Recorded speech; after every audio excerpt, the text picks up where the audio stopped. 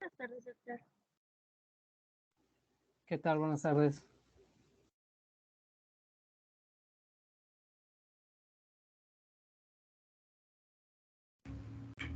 Buenas tardes.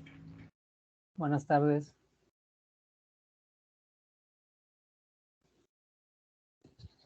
¿Tienen alguna pregunta de las clases anteriores?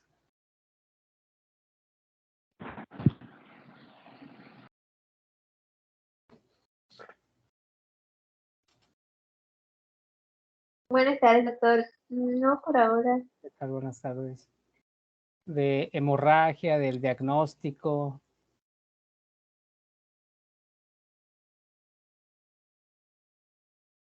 Buenas tardes, Doc. ¿Qué tal? Buenas tardes. Doc, para comentarle, igual que mi compañera María Santos me dijo que se le fue a internar ahorita, pero que cuando regrese entra a la clase. Está tratando de entrar. Ah, ok, muy bien. ¿Alguna pregunta?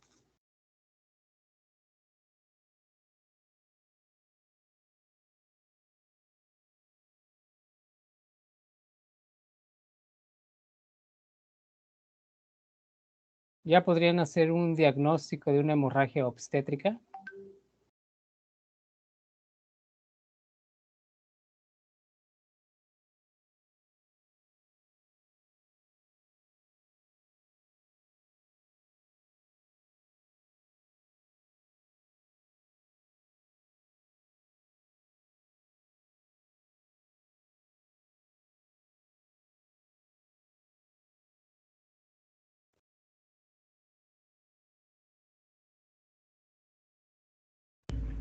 Tal vez el diagnóstico sí, pero está un poco más complejo el tratamiento.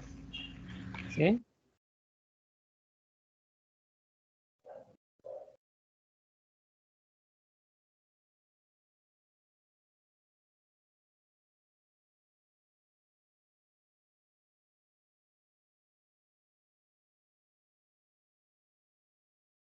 Muy bien. Pues vamos a ver preeclampsia. ¿Sí ven la pantalla? Sí.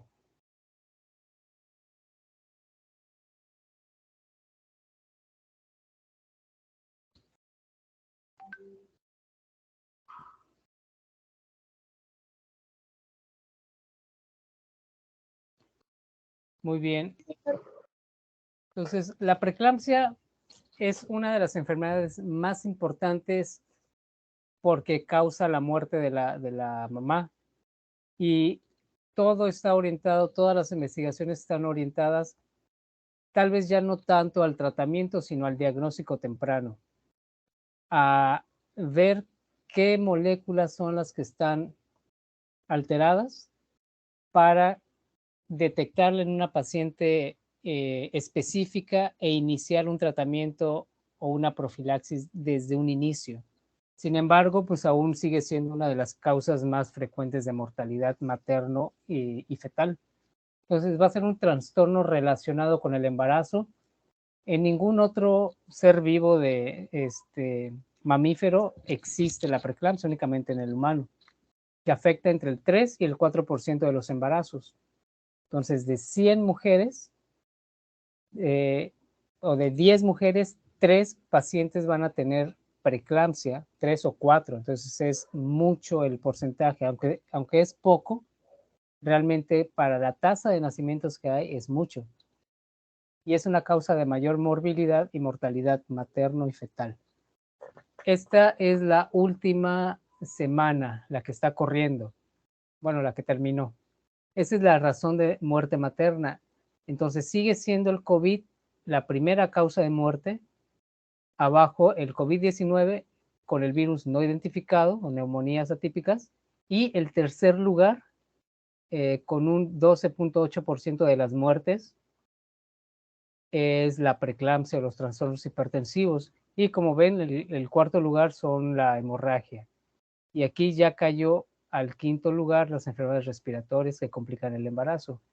Entonces sigue siendo la tercera causa de muerte.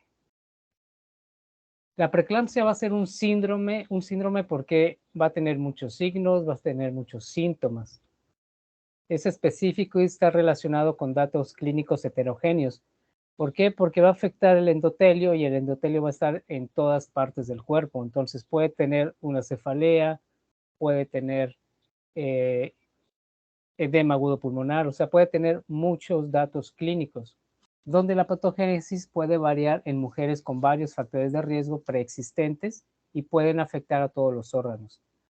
Entonces ya se le está dando mayor importancia a todas las patologías agregadas.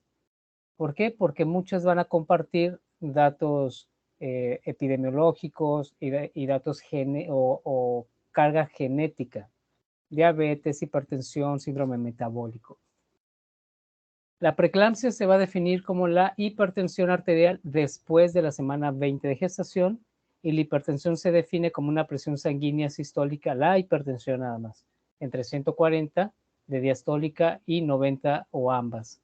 Por lo menos 2 registros con un mínimo de diferencia de 4 a 6 horas entre uno y otro. De 2 registros vamos a utilizar el dato o la cifra más alta.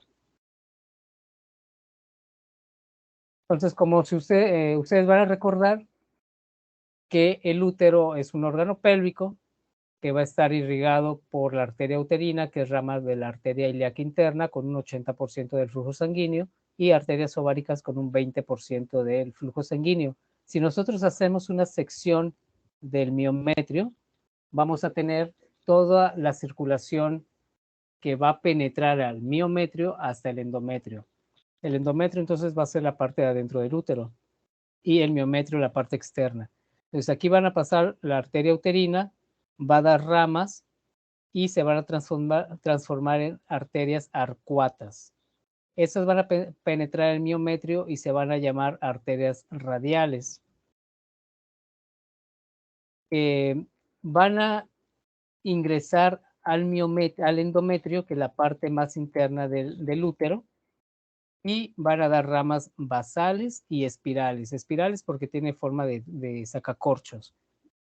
Es ahí la parte más importante porque ahí se va a generar la invasión trofoblástica y la remodelación de los vasos.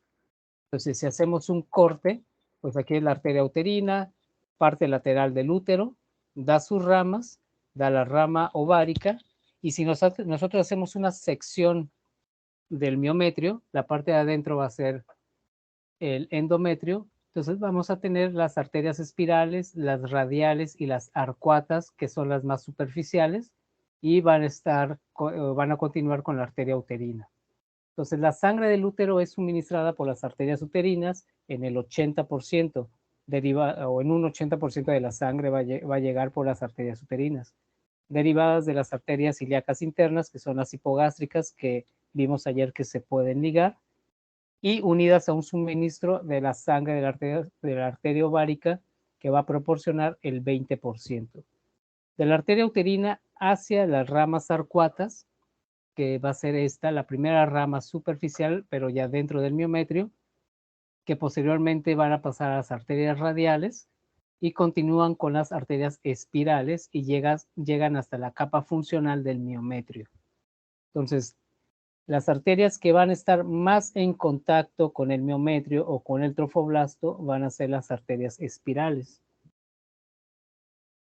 A medida que va a avanzar el embarazo, el flujo sanguíneo uteroplacentario pasa de 45 mililitros por minuto, va creciendo, va aumentando el volumen del útero, va creciendo el embarazo y puede llegar hasta de entre 500 y 750 mililitros por minuto.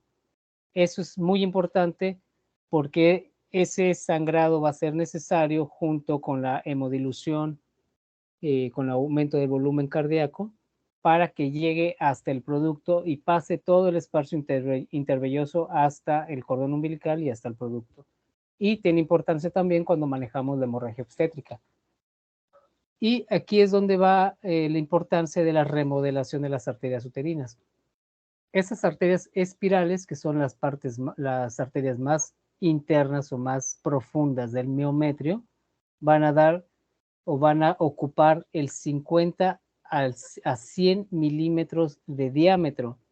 Aparentemente es poco, pero si nosotros extendemos esas arterias, va a ser de 50 a 100 milímetros de diámetro. Van a ser lo que van a medir esas arterias. Entonces, de esta remodelación que surge por el crecimiento y por la invasión trofoblástica, va a ser una remodelación expansiva que va a causar la pérdida de células musculares lisas de las arterias, que recuerden ustedes que las arterias tienen una capa muscular y una capa o una inervación que va a responder a una estimulación autonómica.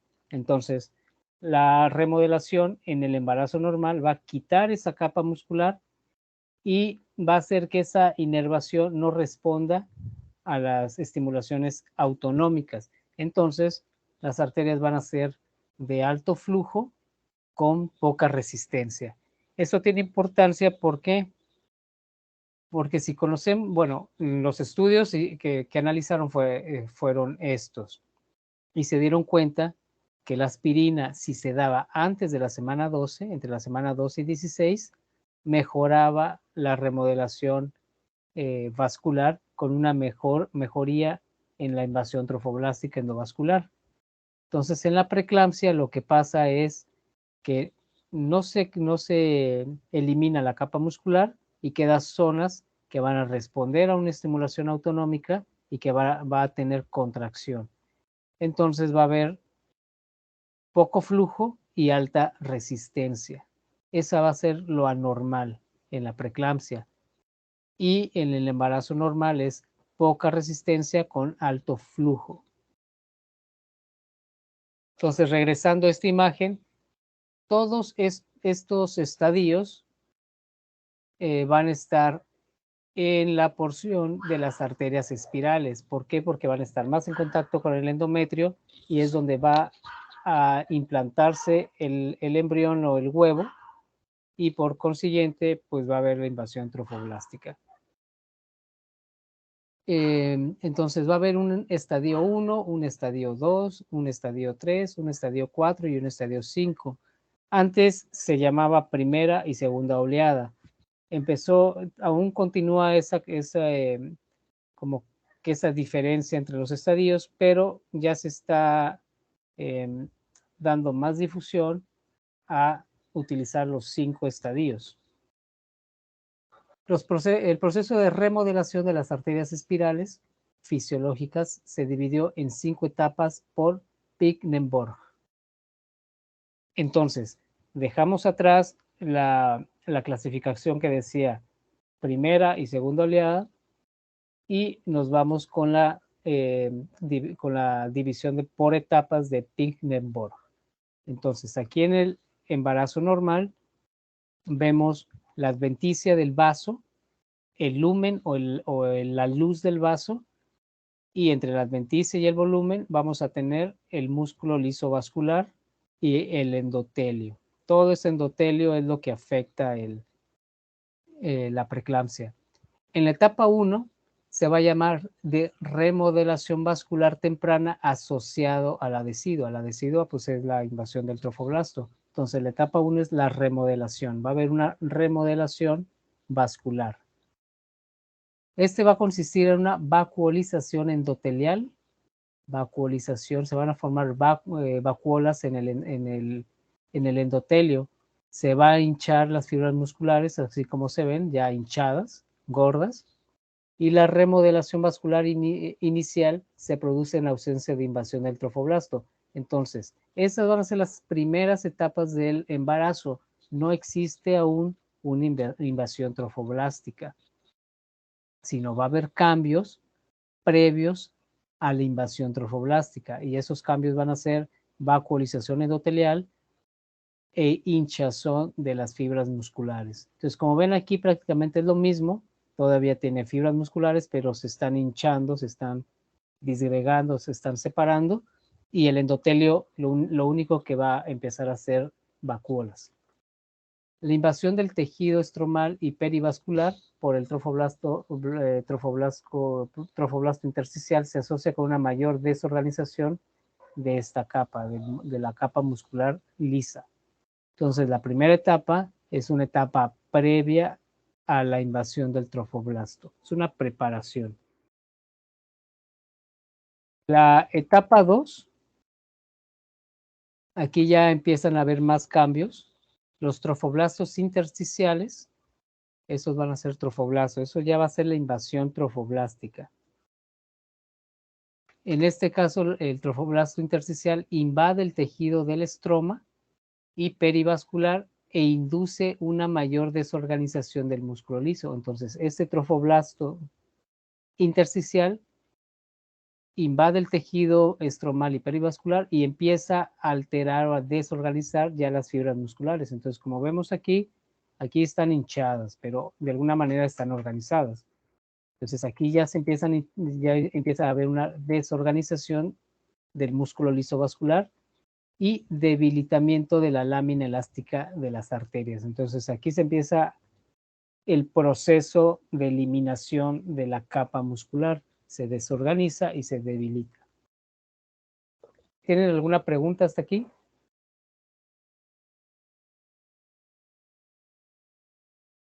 Por mi parte, no, doctor. Gracias. Doctor, gracias. Entonces, ya la etapa 1 es previa a la invasión. En la etapa 2 ya hay una invasión trofoblástica, pero empieza ya una alteración en el músculo, pero el endotelio está íntegro, vacuolizado, pero íntegro. En la etapa 3, el trofoblasto extravelloso, aquí ese es el trofoblasto intersticial del intersticio, y aquí ya es un trofoblasto intersticial, y empieza a formarse el trofoblasto endovascular, así como si entrara el trofoblasto intersticial, entrara al lumen o a la luz del vaso y se convirtiera en un trofoblasto endovascular. Aquí entran al lumen, pero ya si ustedes se fijan, ya hay una lesión de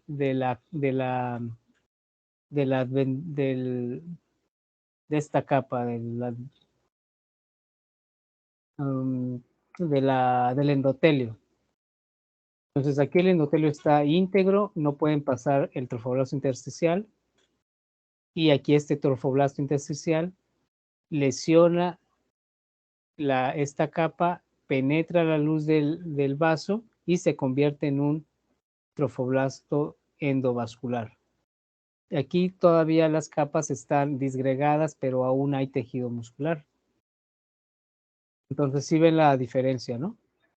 Endotelio vacuolizado, endotelio íntegro vacuolizado, y en la capa 3 el endotelio ya está lesionado, ya está fenestrado, ya penetra el trofoblasto intersticial y se convierte en un trofoblasto vascular.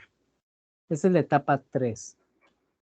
La etapa 4, etiquetada por Pingenborg como el cambio fisiológico, implica la incorporación de trofoblastos en la pared del vaso. Entonces ya aquí hay un trofoblasto que ya está penetrando la pared del vaso. Es este que está un color como verde acuamarina, ¿no? El trofoblasto de la pared del vaso, donde una capa de fibrinoide, que es reemplaza el músculo liso. Entonces ya aquí el músculo liso ya se disgregó, ya se separó y ya se está formando el tejido fibrinoide que va eliminando la capa muscular. Y aquí ya se están formando un trofoblasto, pero intramural de la pared. Y se empieza este tejido fibrinoide a reemplazar el músculo liso y la lámina elástica. Entonces aquí prácticamente ya hay paso libre de este trofoblasto a la luz o al lumen. Ya no hay músculo que lo detenga, ya esto ya se convirtió en un tejido fibrinoide, ya hay un tipo de trofoblasto que es el trofoblasto intramural. Esta pérdida de células musculares lisas convierte las arterias en conductos flácidos, entonces pues prácticamente pasaría como de una arteria a una vena. La vena no tiene capa muscular y la arteria sí, entonces prácticamente eliminan la capa muscular y es como si lo convirtieran en un vaso flácido como las venas de las varices, ¿no? Esa es la etapa 4. Y la etapa 5 implica la reparación vascular materna con reendotelización y engrosamiento subintimal. Aquí ya se empiezan a formar miofibroblastos y tejido en la subíntima que queda muy delgado. Entonces, el sistema inmune del revestimiento uterino local, que es el decidual, es vital para la remodelación de las arterias espirales y por lo tanto para una placentación exitosa. Si esto no se lleva a cabo, no existe una placentación exitosa, va a quedar tejido muscular y en ese caso, pues aún va a responder a estimulación autonómica.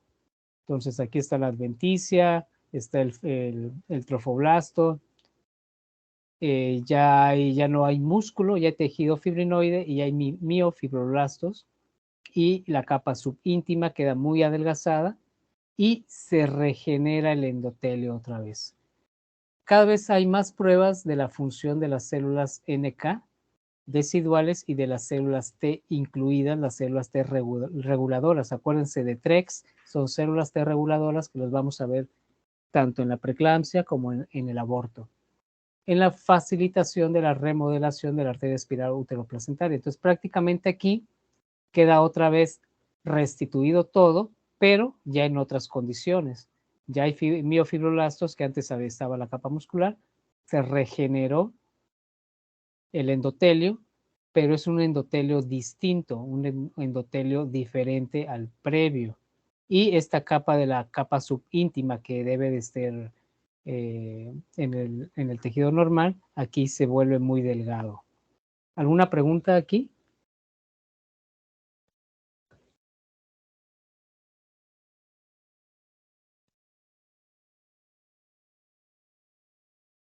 No, claro. Entonces vamos a repasarlo otra vez. Tejido normal, capa muscular bien firmes, endotelio normal. Estadio 1, previo a la invasión trofoblástica, hay engrosamiento o hinchazón de fibras musculares, hay vacuolización del endotelio, no hay trofoblasto porque no hay invasión trofoblástica. En la etapa 2 ya hay un trofoblasto, pero es un trofoblasto intersticial, fuera del vaso, o fuera de la luz del vaso. Hay vacuolización del endotelio, empieza a haber una disgregación o separación del músculo. En la etapa 3 ya hay una fenestración o una lesión del trofoblasto del endotelio y ya puede pasar el trofoblasto intersticial a la luz del vaso y se convierte en un trofoblasto endovascular. Todavía ahí quedan restos de músculo, ¿no? En la etapa 4, ese trofoblasto intersticial se convierte en trofoblasto intramural, ya está dentro del tejido fibrinoide que se empieza a formar y empieza a eliminar el músculo o a desplazar el músculo, y el trofoblasto se convierte en un trofoblasto intramural. ¿Alguna pregunta, alguna duda?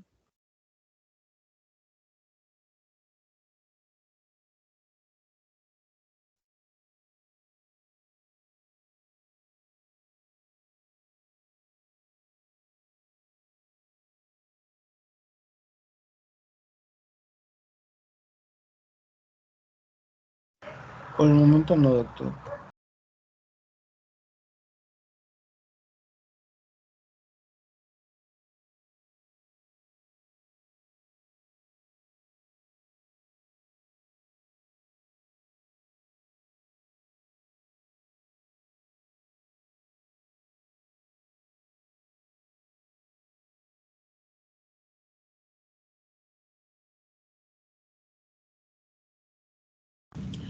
Doctor, ¿tiene apagado su micrófono? Ok, entonces ya en esta última ya hay una regeneración normal, bueno, normal en el embarazo normal, porque ya hay un endotelio que se regeneró otra vez. Muy bien. Si nos vamos nosotros ya a la formación de la placenta, encontramos aquí las vellosidades coriales, las vellosidades de anclaje. Estas van a migrar, van a ser importantes porque van a migrar y van a invadir el estroma de la decidua. Y aquí ya estamos viendo la decidua basal, arterias espirales. Aquí ya estamos viendo la invasión trofoblástica, la formación inicial de la placenta. Aquí está el embrión, es esta parte.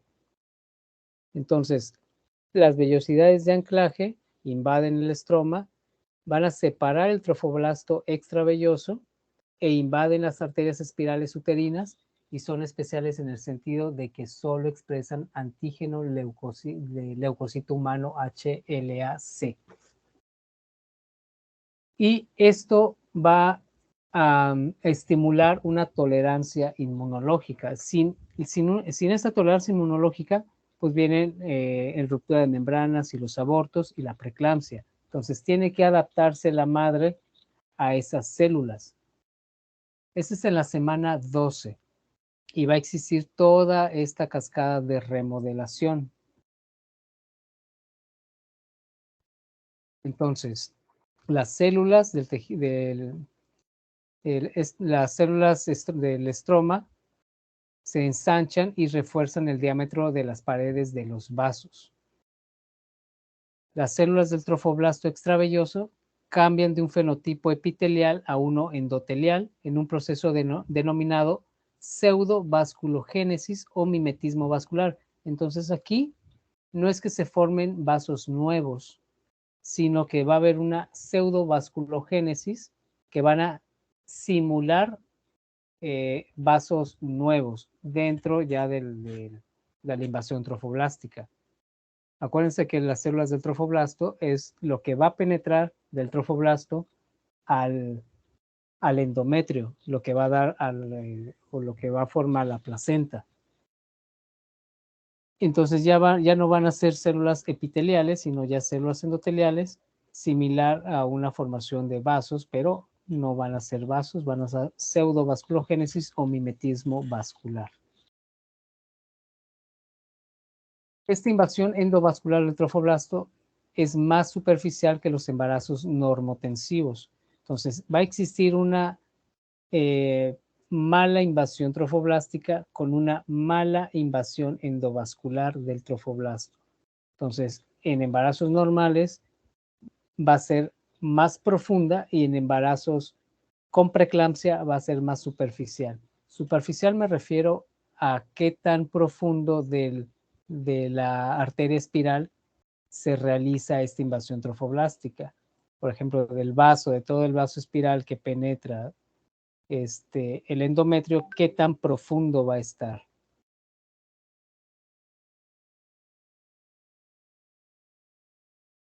¿Alguna pregunta?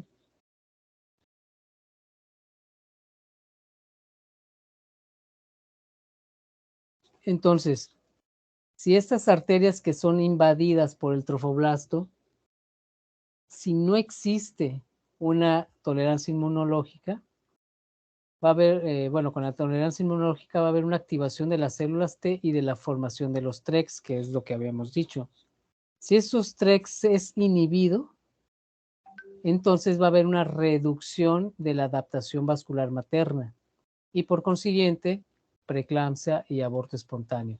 Entonces, estas células T reguladoras van a ser importantes como factores inmunológicos para que haya esa adaptación y pueda hacerse una buena invasión trofoblástica. ¿Alguna pregunta de esta parte?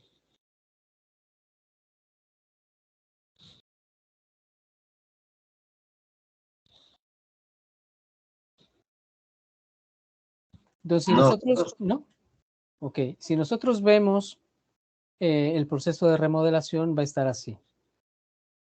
En la no embarazada, estas van a ser las arterias arcuatas, las arterias espirales, miometrio, decidua y placenta. O sea, esto va a ser lo más profundo, ¿no? Donde está la placenta. Y esto va a ser prácticamente donde está el endometrio.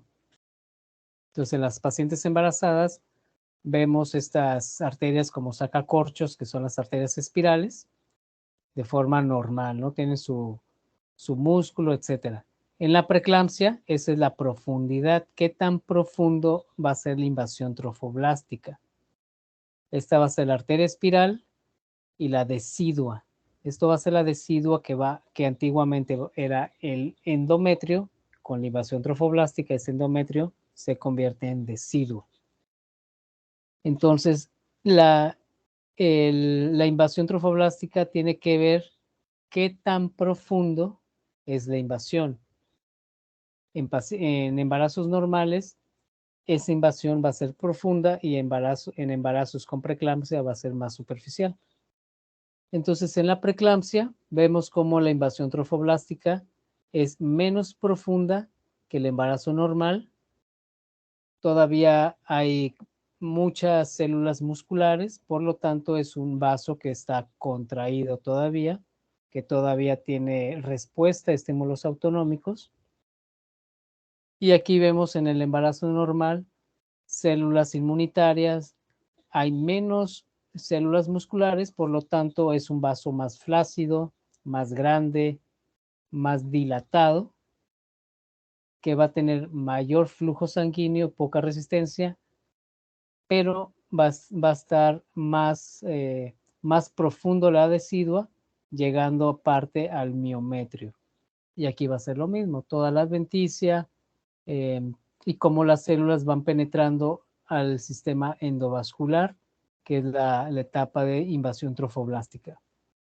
La sustitución de células endoteliales de arterias espirales maternas por trofoblastos, las células del endotelio son estas, por el trofoblasto es solo temporal, ya que esos trofoblastos endovasculares se incrustan intramuros y las arterias espirales son reendotelizadas por células de endotelio maternas, que es la etapa 5 de las etapas de invasión trofoblástica. Ya cuando todo se regenera y hay una endotelización, pero no igual como el inicio. Entonces el volumen de flujo se ve mínimamente afectado por la remodelación de las arterias espirales infructuosas, pero que la perfusión uteroplacentaria tiene un flujo de presión más pulsado, como los pulsos, ¿no? O sea, llega la sangre de forma pulsada. Este flujo anormal genera lesión isquémico-reperfusión. Entonces, como va a haber una invasión trofoblástica no adecuada, el flujo sanguíneo va a ser pulsado. ¿Por qué? Porque todavía esas arterias espirales tienen cierta capacidad de respuesta autonómica. Pero va a ser exactamente el mismo efecto que el efecto de reperfusión a nivel cerebral y corazón, etc.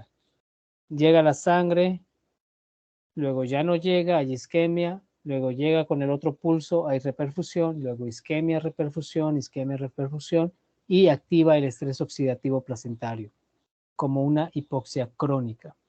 Entonces aquí ya pasa el trofoblasto al trofoblasto endovascular, del intersticial al endovascular, a lesión endotelial, hay un flujo de presión pulsado, hay isquemia reperfusión, como la reperfusión de los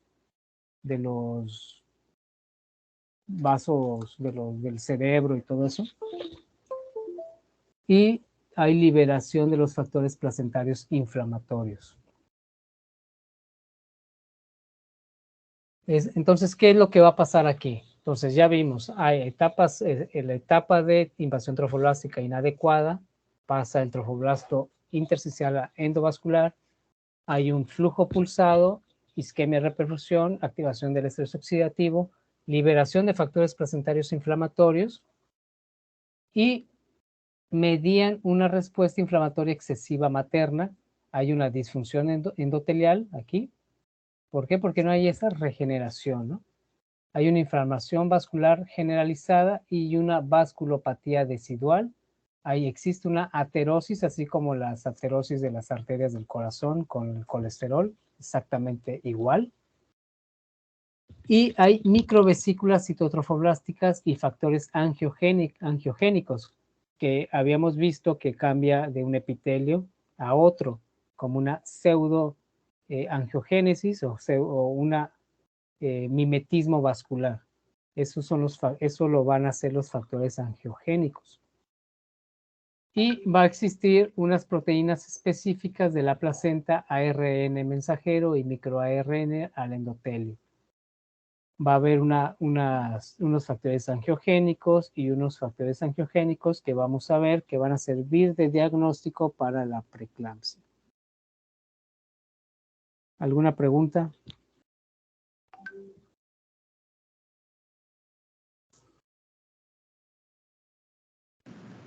Doctor, Sí.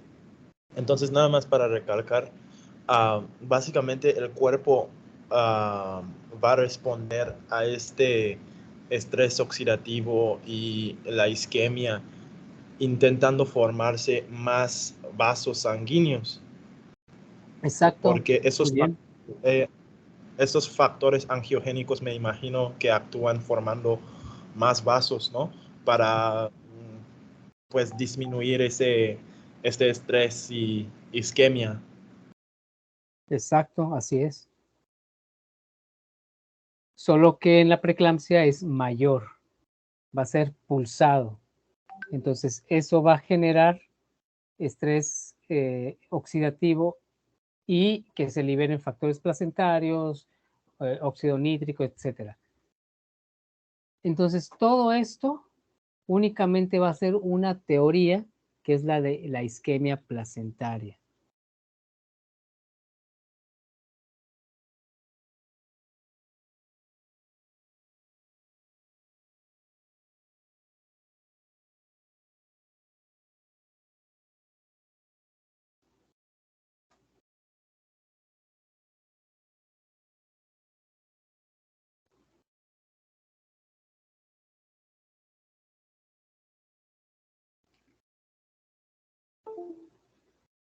A ver qué.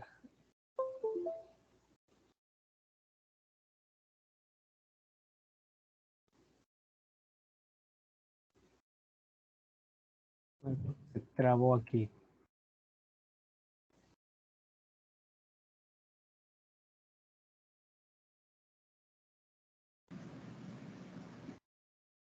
Doctor, ¿Sí?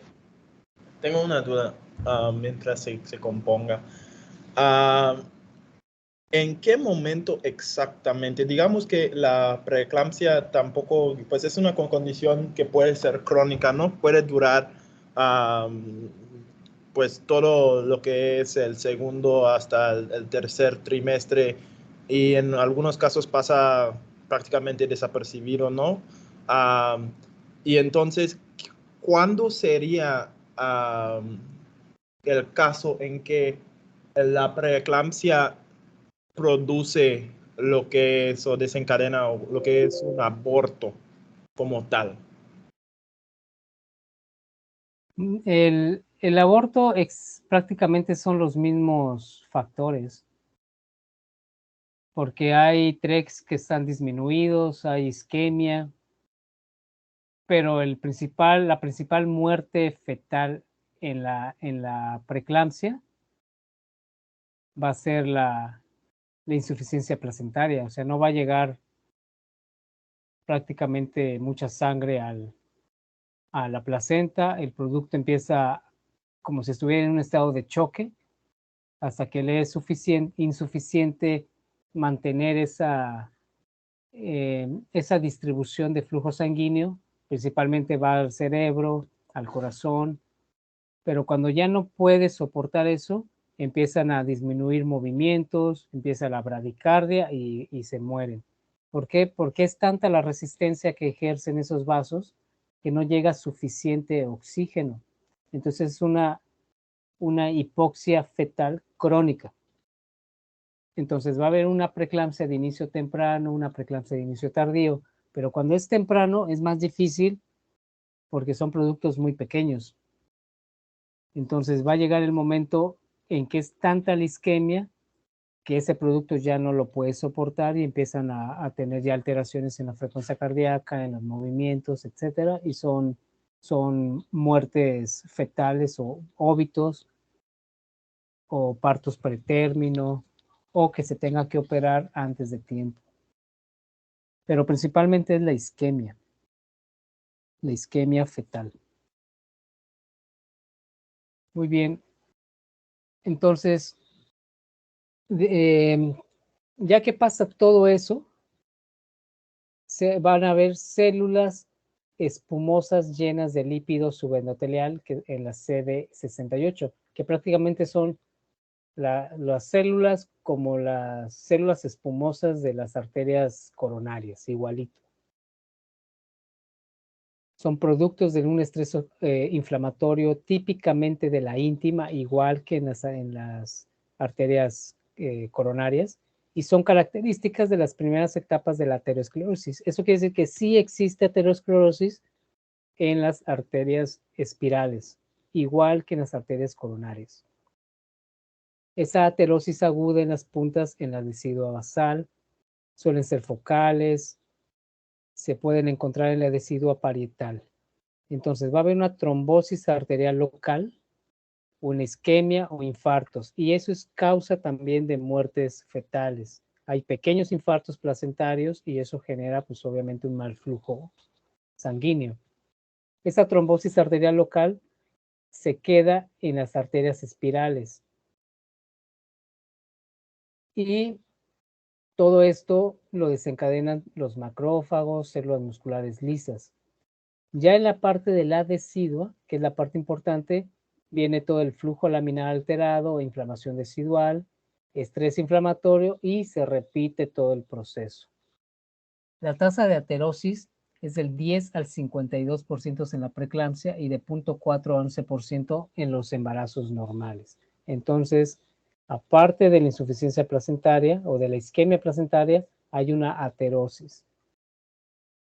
¿Cómo es la aterosis? Igual que en una aterosis de arterias coronarias.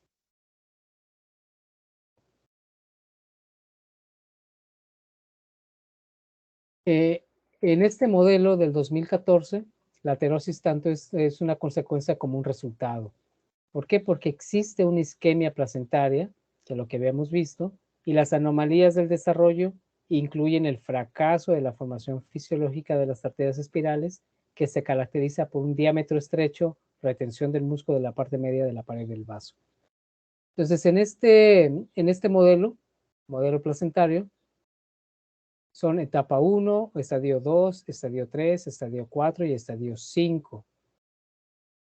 En la placentación anormal existe un trofoblasto, una invasión trofoblástica parcial. En el embarazo normal o en la placentación normal hay una inflamación vascular materna crónica. Si estos dos factores se juntan o incluso de forma aislada, hay una pobre placentación. Este trofoblasto halogénico, que es mal tolerado, genera una aterosis aguda. La pobre placentación de forma indirecta. La pobre placentación causa una disfunción uteroplacentaria en la perfusión, un estrés inflamatorio y viene la preeclampsia y la aterosis. Entonces, la aterosis es una de las consecuencias y causas de la preeclampsia por una inflamación decidual excesiva. Entonces, la aterosis va a ser una lesión específica de las arterias espirales equivalentes a las lesiones ateroscleróticas observadas en las arterias coronarias. Igualito. Las aterosis también se observan en abortos, lo que preguntabas, compañero. Trabajo de parto pretérmino, ruptura de membranas, restricción del crecimiento intrauterino y muerte fetal. Entonces, en este vaso vemos cómo hay macrófagos cargados de lípidos y depósitos de grasa. Es igualito como si fuera una arteria coronaria. Entonces, el fracaso de la formación fisiológica de las arterias espirales y aterosis son características típicas de la preeclampsia. Fracaso en la invasión trofoblástica y aterosis son características de la preeclampsia. Y aquí lo vemos. Esa es una transformación espiral normal. En la decidua, que es el endometrio, pero ya ahora hay una invasión trofoblástica, entonces ya se llama deciduo.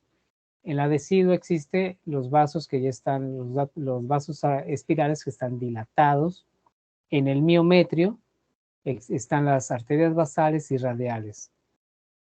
Aquí va a existir un endotelio, tejido fibrinoide, lo que habíamos visto, que reemplaza al tejido muscular, y trofoblasto, que está invadiendo el tejido muscular, ¿no? Y aquí está el endotelio, que es lo amarillo, lo azul. ¿Y qué pasa cuando no hay una transformación espiral? Bueno, hay unas arterias no dilatadas, que es la parte azul, que están en el miometrio. Existe tejido muscular. ¿Por qué? Porque no hay invasión del trofoblasto de forma adecuada y el trofoblasto en el miometrio, pero no en la pared de la arteria espiral. Existe el endotelio y como ven aquí no hay tejido fibrinoide. Entonces aquí todavía hay tejido muscular. En las arterias espirales no es transformada en endotelio, que es todo lo verde. No se transforma en endotelio. Pero ¿qué pasa en la aterosis? En la aterosis, a nivel del miometrio, ya existe una reducción de la luz, falta el trofoblasto, falta la invasión del trofoblasto y hay una aterosis aguda. O sea, hay macrófagos con lípidos, con gotitas de lípidos. Y aquí se ve todo el macrófago y la luz del vaso. Y el tejido muscular. Entonces, esto es igualito a una arteria coronaria. Entonces, de la transformación espiral, pues nos pasamos a la transformación espiral, bueno, a la arteria espiral sin transformación y a la aterosis. Entonces, en la aterosis falta invasión del trofoblasto y hay aterosis aguda y hay macrófagos con gotitas de lípidos. Y también tiene, bueno, también mucho que ver tiene la adaptación que tiene la mamá al tejido, al producto. Tanto el rechazo de aloinjertos como la preeclampsia se van a correlacionar con la presencia de angiotensina circulante 2, agonista del receptor tipo 1, AT1AA. Eso lo van a encontrar en toda la fisiopatología de la preeclampsia. Bueno, aquí aumenta la inflamación, aquí vimos que hay una aterosis aguda, falla en la remodelación espiral, exceso de inflamación decidual, factores genéticos, difusión materna, alteraciones en la interacción inmunológica, factores genéticos maternos, y aquí ya empiezan a ver todo lo que conlleva a la inflamación crónica. El paciente diabético, obeso, hipertenso, con hiperlipidemia, dislipidemia, lupus y síndrome antifosfolípido va a tener una inflamación crónica per se. Esta inflamación crónica va a causar un estrés oxidativo en sistémico materno y este estrés oxidativo, inflamación decidual y aterosis. Esta inflamación crónica causa un estrés inflamatorio de la decidua, disfunción materno-fetal en la interacción inmunológica, falla en las arterias espirales, inflamación decidual y aterosis. Entonces aquí en este cuadro lo más importante es que ya incluyen factores que per se causan una inflamación crónica.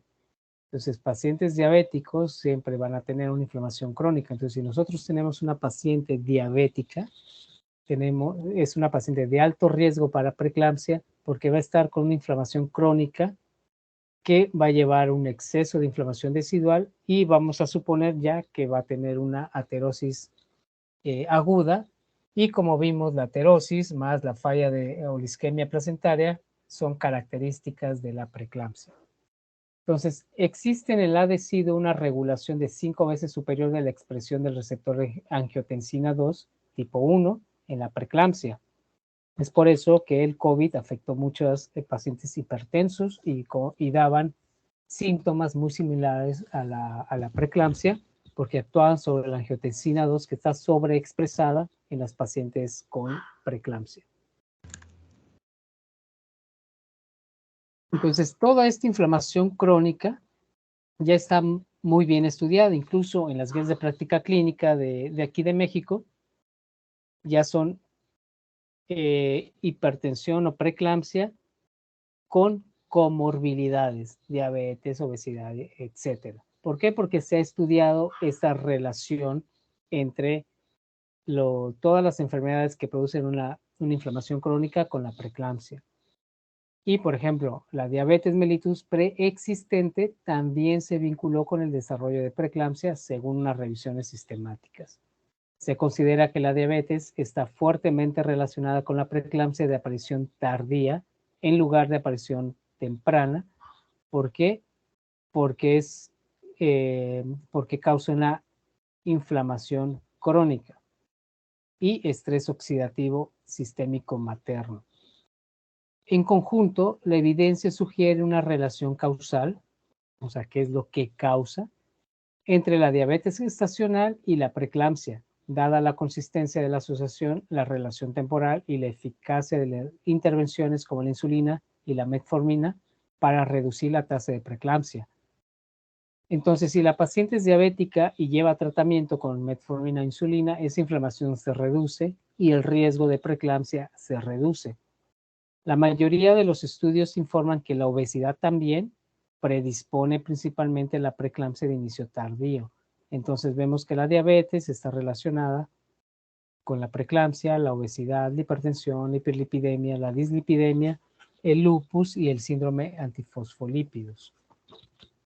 Entonces, recordando lo que habíamos visto, nos quedamos aquí, que el flujo sanguíneo pulsado de isquemia-reperfusión causa estrés oxidativo, libera factores placentarios inflamatorios, median una respuesta inflamatoria, disfunción endotelial, inflamación vascularizada, factores angiogénicos, microvesículas sincitotrofoblásticas con factores angiogénicos, hipoxia y liberación de factores angiogénicos y antiangiogénicos. Eso va a ser muy importante. Las células también, las células asesinas NK y los macrófagos juegan un papel importante tanto en la preeclampsia, en el aborto, en la eclampsia, junto con el complemento, son factores muy importantes para la preeclampsia. Aquí se liberan citoquinas y, por ejemplo, estos factores angiogénicos y antiangiogénicos nos van a servir de marcadores para la preeclampsia. Por ejemplo, las células asesinas o deciduales tienen cierta relación con las isoformas AC del factor de crecimiento endovascular. Pero los factores angiogénicos van a ser dos. El factor de crecimiento placentario angiogénico estimula la formación de vasos, entonces mejora la formación de placenta. Es el factor de crecimiento placentario.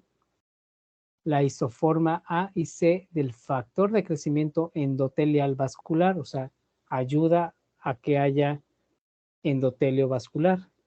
Esos dos van a ser los factores angiogénicos. Y los factores antiangiogénicos, o sea, los que actúan en contra de la formación de vasos, va a ser la tirosina liposoluble quinasa 1, SFLT1, y la endoglina soluble. Esta tirosina liposoluble quinasa se encuentra en las capas del trofoblasto, en los nudos, así se llama, nudos sincitiales. Tanto la isoforma y tanto estos antiangiogénicos causan una microangiopatía y son los responsables de las lesiones de los órganos diana como el riñón, hígado y cerebro. Y la endoglina tiene un efecto mediado en la interferencia del óxido nítrico, que es un vasodilatador. Entonces, la endoglina afecta la vasodilatación porque interfiere con el óxido nítrico. Entonces, los angiogénicos estimulan la formación de vasos y los antiangiogénicos hacen lo contrario. Entonces, en la preeclampsia existe el desequilibrio angiogénico. ¿Por qué? Porque tenemos los factores angiogénicos, el factor de crecimiento placentario, el PIG libre y el factor de crecimiento endovascular, el VEGF libre, disminuidos. ¿Por qué? Porque no están formando los vasos de forma normal o suficiente. Y los factores angiogénicos, antiangiogénicos, como la tirosina liposoluble quinasa 1 o SFLT1 y la endoglina soluble, están aumentados, están más pronunciados en la preeclampsia de inicio temprano, antes de la semana 32. ¿Y la endoglina por qué? Pues porque está el óxido nítrico, por lo tanto, está disminuido, ¿no? Entonces, ¿qué es lo que va a pasar?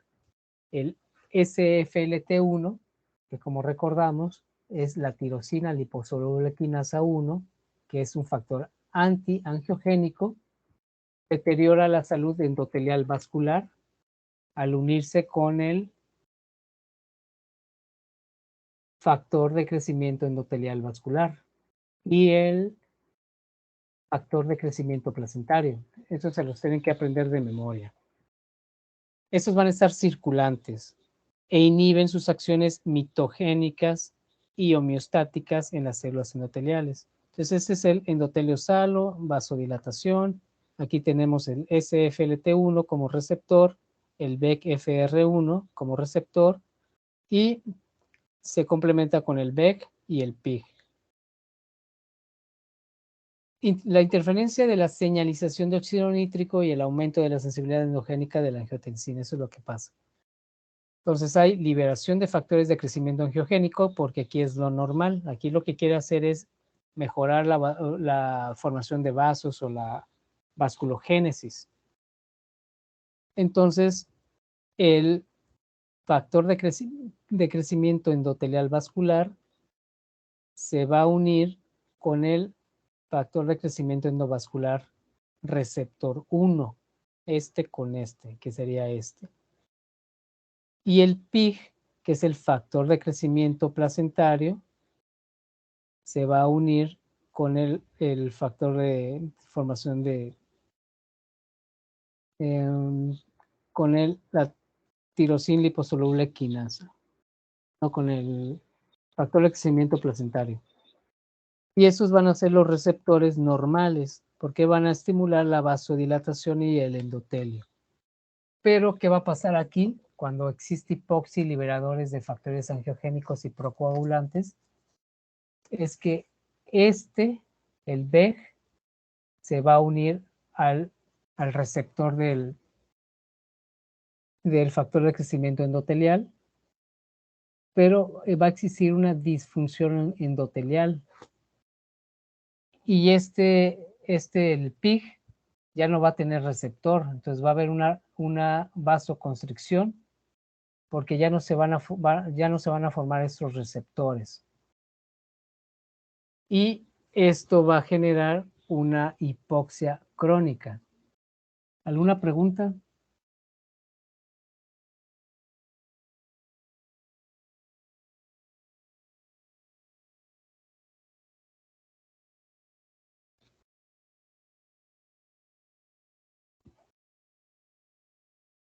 ¿Alguna pregunta de esta parte?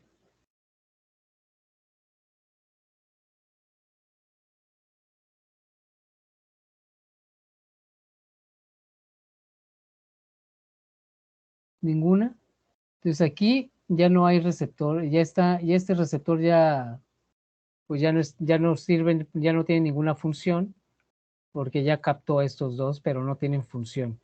Y el único que queda va a ser este. En algunas partes ya no tiene ninguna función porque ya no están en su sitio. Y aquí este ya no tiene receptor. Entonces, pues la tirosina liposoluble quinasa SFLT1 aumenta y la endoglina aumenta.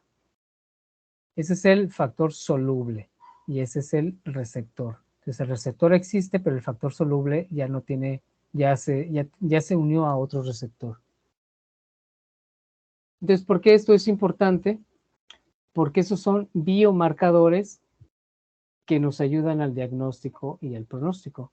Entonces, en un estudio prospectivo multicéntrico, la relación de SFLT1 al PIG de menor a 38 mostró un valor predictivo negativo del 99 para el desarrollo de preeclampsia en un plazo de una semana, y la relación de SLFT1 y el PIG en plasma de mayor de 38 a las 28 semanas de gestación se asoció con un cociente de probabilidad positivo de 70 para el desarrollo de preeclampsia prematura. Entonces, lo que tienen que aprenderse son el PIG de memoria, el BEG, el SFLT1 y la endoglina. Estos bajan y estos aumentan en la preeclampsia. Entonces, la actividad debe estar mediada por la placenta, va a liberar el factor de crecimiento placentario, y esta actividad también, el endotelio vascular, va a liberar factor de crecimiento endotelial vascular. Pero este factor soluble, que es el SFLT1, factor soluble de tirosina quinasa 1 tipo FMS, inhibe al factor de crecimiento placentario e inhibe al factor de crecimiento endotelial vascular. Por eso aumenta el SFLT1. Y ya no se van a formar los vasos. Entonces inhibe estos dos receptores, que son estos. Estos dos los inhibe. Esto evita la interacción con los receptores endógenos y tiene un efecto antiangiogénico. Entonces, el factor de crecimiento endotelial del receptor 1 va a tener una parte soluble y una parte transmembrana. Esta parte soluble es la que le vamos a llamar factor soluble de tirosina quinasa 1 o tipo FMS SFLT1. Y esa parte soluble es la que va a inhibir el factor de crecimiento placentario y el factor de crecimiento endotelial vascular. Y por lo tanto, en la preeclampsia, estos dos factores disminuyen y este factor aumenta junto con la endoglina. El embarazo se considera una prueba de estrés para la salud materna futura y la preeclampsia se asocia con un riesgo de muerte cardiovascular de 2 a 8 veces mayor.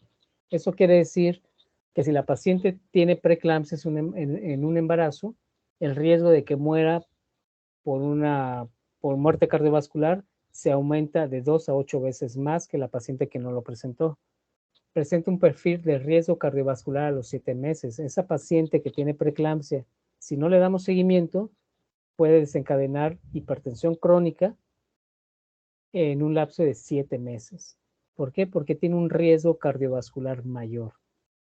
La preeclampsia representa un síndrome complejo y multifacético, ya que involucra varios genomas y los genomas maternos, ovocitos y uterinos, y paternos y fetales. ¿Alguna pregunta?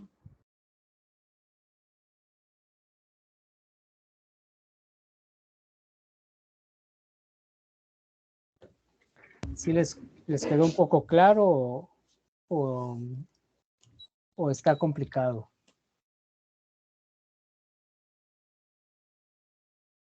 Sí quedó un poquito claro, pero siento que sí tenemos bueno, al menos yo tendría que leerlo otra vez todo el proceso para que quede mejor. Muy bien. Entonces, vamos a continuar la otra semana con el diagnóstico. Entonces, repasen los factores angiogénicos y los angiogénicos, porque son los que vamos a utilizar como marcadores. Todo lo que se está estudiando ahorita es precisamente eso. O sea, ¿qué marcador es el que debemos utilizar para el riesgo? Mostró mucha importancia cuando era pacientes con COVID, porque les decía, actúa sobre la angiotensina 2, entonces llegaban hipertensas las pacientes embarazadas, pero no sabían diferenciar entre uno y otro hasta que empezaron a determinar los factores angiogénicos y antiangiogénicos. Aún así, pues sigue siendo una de las causas de muerte. Entonces ya se hicieron estudios para hacer predictores, calculadoras de riesgo, moléculas, etcétera.